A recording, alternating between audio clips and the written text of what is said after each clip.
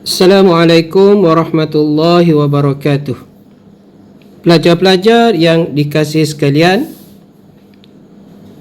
dalam siri Kenali Sejarah, Kenali Jati Diri pada kali ini, kita sama-sama akan melihat sejarah tingkatan 3 yang bertajuk Persaingan Kuasa Barat untuk mendapatkan tanah jajahan dan juga perbezaan strategi mereka dalam menguasai negara kita. Persaingan kuasa barat. Kuasa barat saling bersaing untuk meluaskan tanah jajahan demi kepentingan ekonomi mereka. Benda ni kita sebut dalam tajuk sebelum ini, setelah adanya kedatangan mereka bermula pada abad ke-16, ke-17 dan ke-18, 19 dan 20, ada beberapa faktor-faktor. Satunya untuk mendapatkan 3G yang kita sebut sebelum ini, Gold, Glory dan Gospel. Kemudian setelah wujudnya revolusi perindustrian, adanya pembuatan kereta, tayar kereta, pengetenan makanan, maka mereka cuba bersaing mencari tanah jajahan yang baru untuk menjaga kepentingan ekonomi mereka. Contohnya Spanyol, Britain, Belanda, Perancis dan Rusia bersaing antara satu sama lain untuk membina empayar masing-masing. Mereka saling berperang dan juga cuba mencari tanah jajahan yang baru. Amerika Syarikat, Belgium, Jerman dan Itali turut menyertai perlumbaan untuk mendapatkan tanah jajahan. Kenapa Amerika Syarikat wujud juga? Setelah kita tahu bahawa Amerika Syarikat telah memperkenalkan sistem pengetenan makanan, jadi mereka memerlukan biji timah untuk menjayakan usahanan mereka ataupun menjayakan perusahaan mereka menghasilkan tank-tank dengan menggunakan biji timah. Dan pada masa itu, negeri-negeri Melayu, termasuk Sabah dan Sarawak, kaya dengan bahan mentah, di mana bahan mentah ini boleh dijadikan kawasan pasaran. Perlukan pada bahan mentah kerana digunakan untuk perusahaan-perusahaan mereka. Rancangan perluasan kuasa barat. Pada peta ini, pelajar-pelajar sekalian dapat melihat bagaimana negara-negara barat mencari dan meluaskan tanah jajahan mereka. Peta Eropah menunjukkan kedudukan kuasa Spanyol, Portugal, Belanda, Perancis dan Britain. Diambil daripada Singapore From Settlement to Nation pre-1819 to 1971, 2012 Singapore Marshall Cavendish Education. Antara negara-negara yang terlibat dalam perluasan kuasa barat dan juga wilayah yang cuba ditakluki, bagi negara Perancis, mereka menakluki atau cuba menakluki segenting kera. Rusia, ujung Salang. Jerman cuba menakluki Pulau Langkawi. Amerika Syarikat, Terengganu. Negara Belanda menakluki Kepulauan Hindia Timur, dan British pula negeri-negeri Melayu, Sabah dan Sarawak. Ini antara rancangan atau perluasan kuasa negara barat ke atas tanah-tanah jajahan mereka. Kita berpindah kepada strategi kuasa barat untuk menguasai negara kita.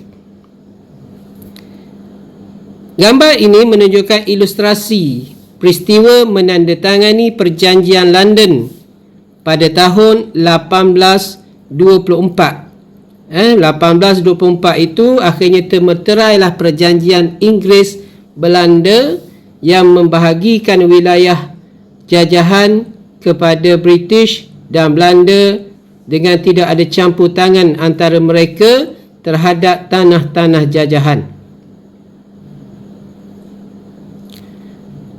Jadi kita akan bincang ada dua strategi di sini sebab melibatkan perjanjian London 18 di London itu perjanjian Inggeris Belanda 1824, maka melibatkan dua buah negara, satunya Belanda dan satu lagi adalah British.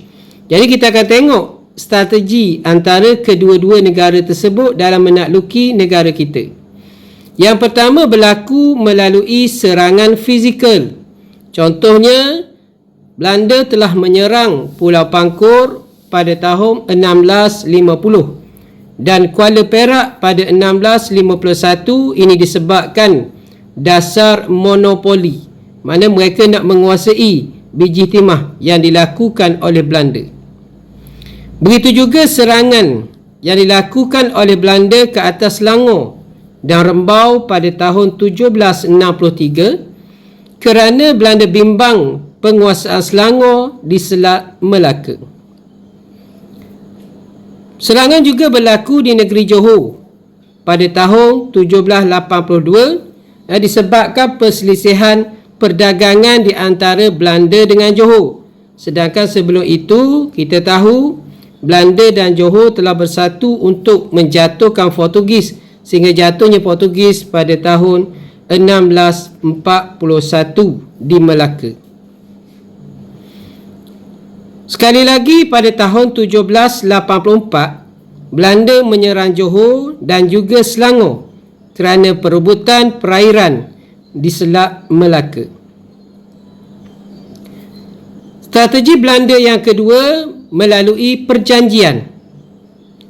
Contohnya, pada tahun 1650 telah berlaku perjanjian dengan negeri Perak untuk mendapatkan biji timah, dan kemudian pada 1786 perjanjian dengan Selangor, yakni dengan Sultan Ibrahim, di mana Sultan Ibrahim telah setuju untuk menjual biji timah kepada Belanda. Kita tengok strategi Belanda bagaimana menandatangani perjanjian.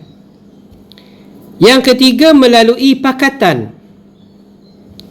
Pada tahun 1641 Belanda telah berpakat dengan Johor untuk mengalahkan Portugis di Melaka.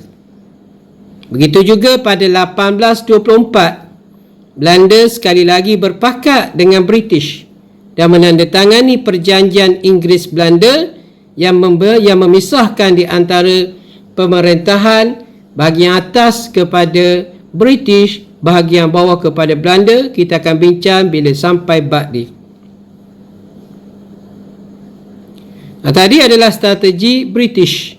Kita strategi Belanda. Sekarang kita pergi pula melihat kepada strategi British. Ada yang sama dan ada penambahannya. Yang pertama, British menggunakan strategi serangan fizikal. Serangan fizikal. Salah eja tu pelajar-pelajar. Serangan fizikal. Pada tahun 1831 dan 1832, British telah menyerang Dul Said Penghulu Nani yang enggan tunduk kepada kekuasaan British di Melaka.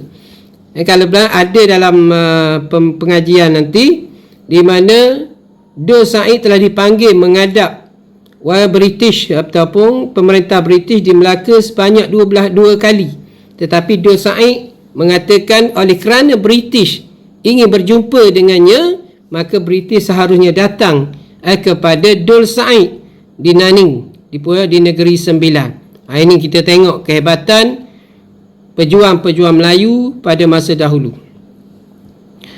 Begitu juga British pernah membedil Kuala Terengganu dan memaksa Sultan Omar tidak campur tangan.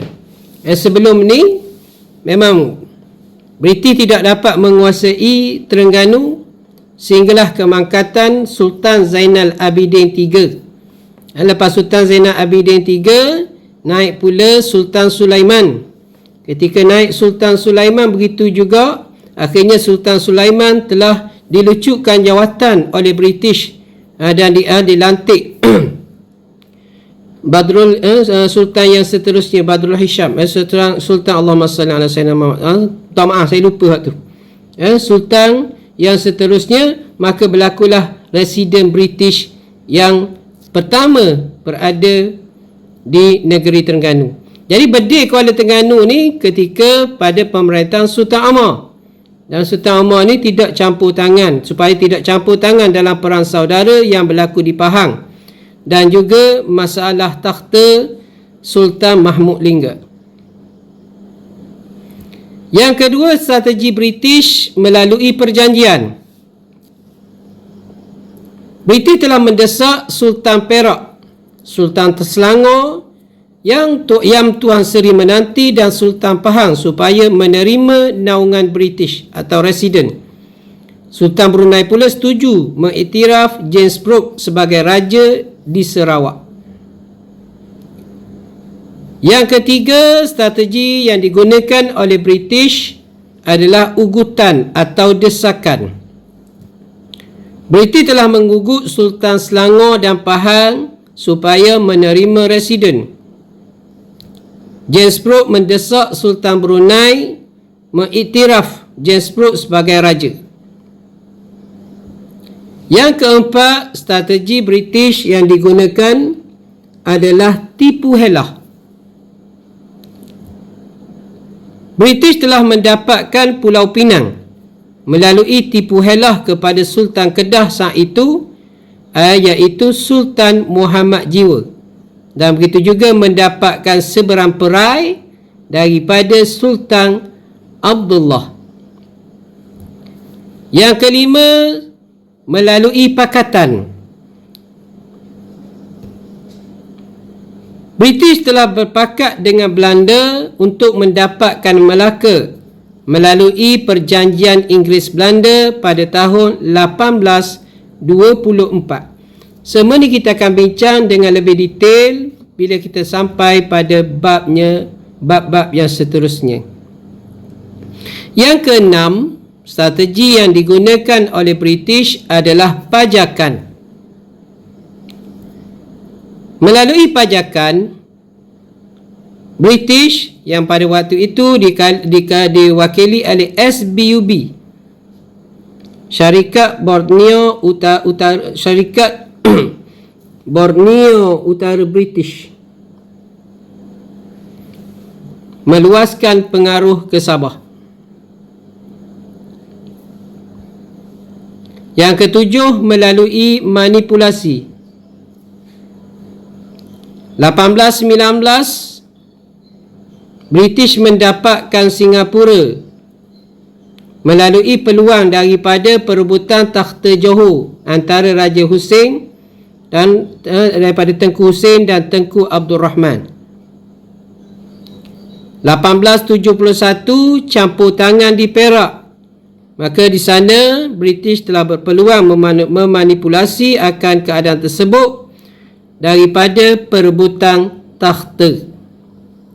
Maka itulah tajuk kita pada kali ini. Kenali sejarah, kenali jati diri. Syukran. Terima kasih pelajar-pelajar. Semoga apa yang disampaikan pada kali ini dapat memberi manfaat dan memberi jati diri yang baik kepada diri kita. Assalamualaikum warahmatullahi wabarakatuh.